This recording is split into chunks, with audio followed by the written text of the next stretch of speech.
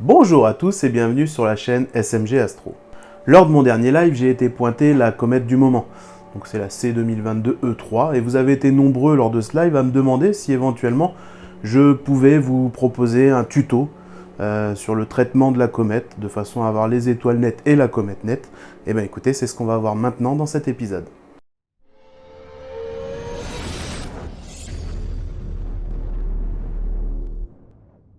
Alors, il existe plusieurs méthodes pour pouvoir traiter la comète. Moi, je vais vous parler de Deep Sky Staker. Alors attendez, je sais que c'est un logiciel qui est énormément boudé par les astrophotographes.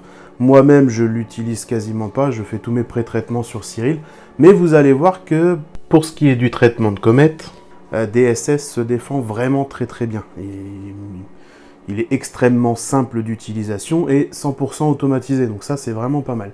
Il y a d'autres méthodes qui existent et du coup j'ai décidé de m'associer, on a décidé de s'associer à plusieurs youtubeurs de façon à vous proposer vraiment toutes les méthodes pour pouvoir traiter ces fameuses comètes. Donc restez bien jusqu'à la fin de la vidéo, je vous en dis plus juste après. En attendant, on se retrouve sur l'ordinateur. Alors j'ai commencé par créer un dossier, donc je l'ai nommé C2022E3. À l'intérieur, on va créer 4 dossiers. Un dossier BIAS dans lequel on va mettre tous nos BIAS, un dossier Dark où on va mettre tous nos Dark, un dossier Flat où on met tous nos Flat, un dossier Light où on met tous nos Light. Personnellement, j'ai 100 BIAS, 100 Dark, 100 Flat et 134 Light. Ensuite, on va ouvrir donc DSS, Deep Sky Staker. Voilà. En haut à droite, vous avez ouvrir les fichiers images. Donc on clique dessus. Donc moi, pour l'exemple, je ne vais pas ouvrir les 134 parce que c'est extrêmement long. Je vais en prendre une dizaine, je crois que j'en ai 13 en tout, allez hop, c'est parti. Donc dans le menu de droite, vous avez cocher tout. On clique dessus, vous voyez que ça coche toutes les brutes. On va faire enregistrer les images cochées. Il suffit de cliquer sur les deux premiers, vérifier que empiler après enregistrement soit pas coché, et on fait OK. Donc là c'est assez rapide, mais bon, quand vous en avez 134, ça va quand même, ça demande quand même un peu de temps, mais bon. Il suffit de patienter.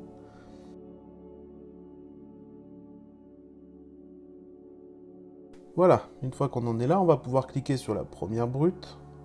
Ça va nous l'afficher. Alors là, bon, on voit pas grand chose, donc on peut éclaircir là-haut avec le petit curseur en haut à droite, voilà. Sur le côté, vous avez 4 icônes, dont celle-ci, qui correspond à la comète. Donc on zoome un petit peu et vous voyez, il va falloir positionner la comète ici. Vous pouvez vous aider du petit carré en haut à gauche, qui nous montre plus précisément où est le curseur. Et donc, on clique tout simplement sur la comète, de façon à venir l'entourer avec le cercle rose. Une fois que c'est fait, on passe à la suivante. Et on fait ça sur toutes les photos.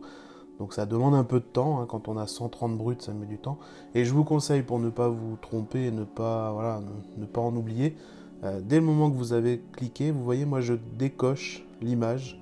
Je passe à la suivante et je décoche l'image d'avant.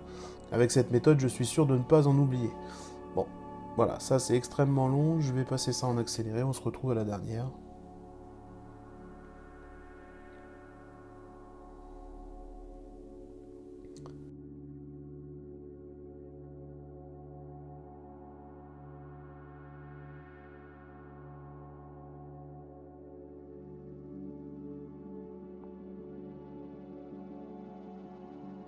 Voilà, donc là c'est la dernière, hop, on clique dessus, pareil. Voilà. À partir de là, on fait cocher tout pour toutes les recocher. Voilà. Et je vous conseille de toutes les vérifier pour être sûr de ne pas en avoir oublié. Une fois qu'on a fait ça, on va donc aller sur Fichier Dark. Donc pareil, hop, on va dans le dossier Dark, on sélectionne tous nos Dark. Bon, moi pour l'exemple, je vais en prendre une dizaine. Ouvrir. On va faire pareil avec les flats. Donc on clique sur Ouvrir les fichiers flat. Le dossier flat, pareil, j'en prends une dizaine. Et pareil avec les BIAS. Hop, le dossier BIAS, j'en prends une dizaine. Ouvrir, voilà. Je vérifie que toutes mes brutes soient bien cochées. Que tous les fichiers soient bien cochés. Et ensuite, je vais aller à gauche, empiler les images cochées. Donc voilà, on va aller dans Paramètres d'empilement. Et là, vous voyez, vous avez une rubrique comète, la deuxième. Donc on a 3 types d'empilement.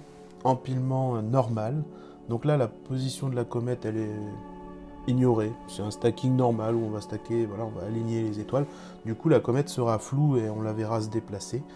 Vous avez l'empilement comète, où là, à l'inverse, on va venir stacker sur la comète. Donc la comète sera bien nette, mais les étoiles seront floues, filets d'étoiles. Et on a l'empilement étoile-comète, où là, vous allez voir que tout seul, il va nous mettre les étoiles nettes et la comète nette. Donc c'est vraiment pas mal. Écoutez, c'est ça qu'on va faire. Donc on fait OK. Et on laisse faire. Donc là, ça demande énormément de temps. Moi, je vous passe ça en accéléré. Et on se retrouve après.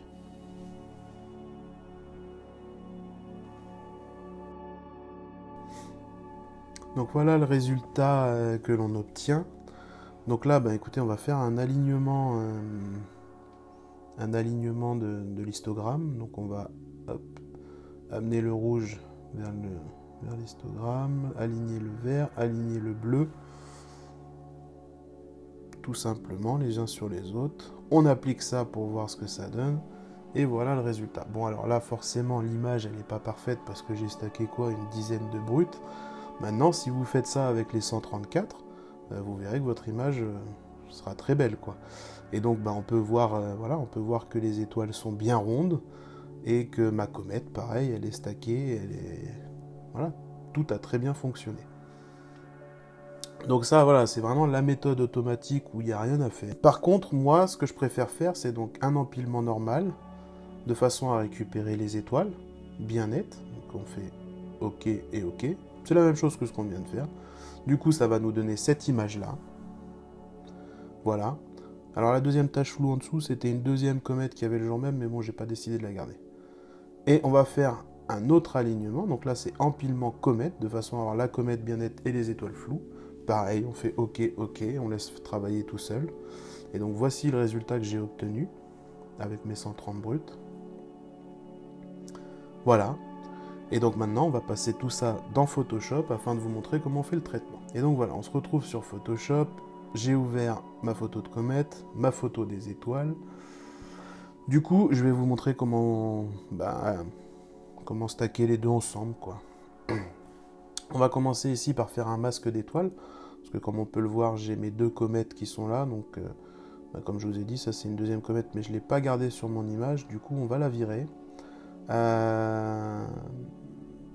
Et on va virer bien sûr la comète principale. Donc pour ce faire, il suffit de dupliquer le calque. On va venir faire une starless.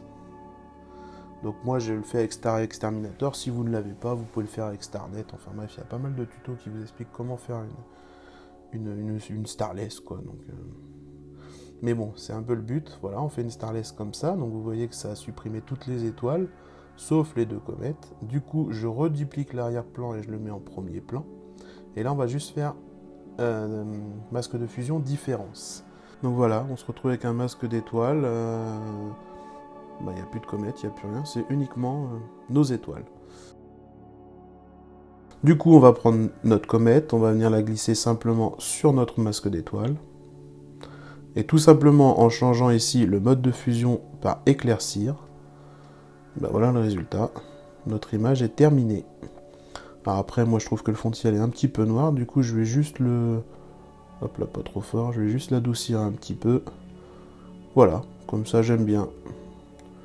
Du coup, je vais aplatir mon image. Il ne me reste plus qu'à l'enregistrer sous. Et c'est fini.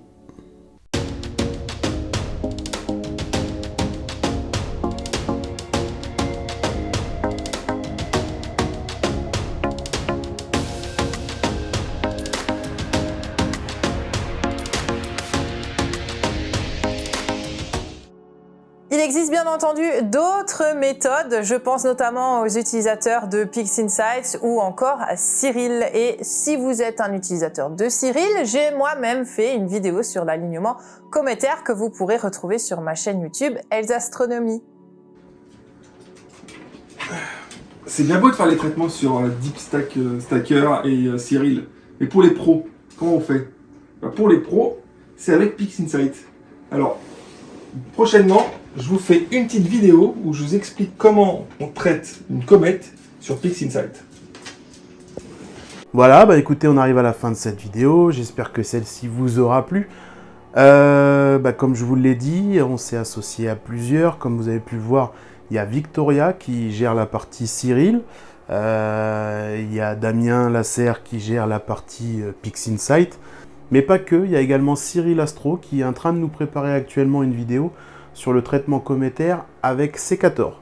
Donc voilà, ça devrait pas tarder à arriver sur sa chaîne également. Je vous mets bien évidemment les liens des chaînes des copains dans la description. Et puis bah écoutez, sur ce, moi je vous souhaite un très bon ciel et à bientôt. Allez, gros schmutz à tout le monde!